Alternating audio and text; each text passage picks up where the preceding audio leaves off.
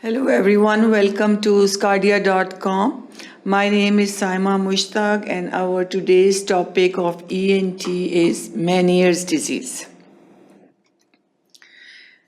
We divided our lecture into 5 sections. In the first section, we will talk about the overview of the Meniere's disease.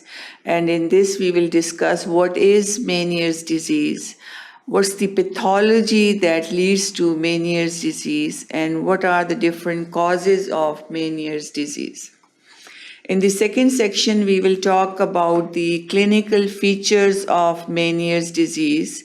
And the main features how the Meniere's disease present is vertigo is very common in Meniere's disease. Hearing loss is common, and then some other features of Meniere's disease are tinnitus, which is ringing sound in the ear. Then there is nausea and vomiting is very common, and due to lack of balance, there is drop of the patient is common in this Meniere's disease.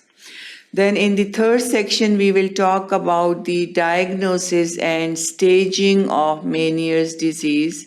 And in this, we will talk how we examine the patient with Meniere's disease, how we do different investigations to diagnose Meniere's disease. And also, we will talk about some special audiometry test for Meniere's disease. In the fourth section, we will talk about some other variants of Meniere's disease, in which we will talk about cochlear and vestibular hydrops. We will talk about drop attacks and Lermoy's syndrome, and also what's the difference between Meniere's disease and Meniere's syndrome.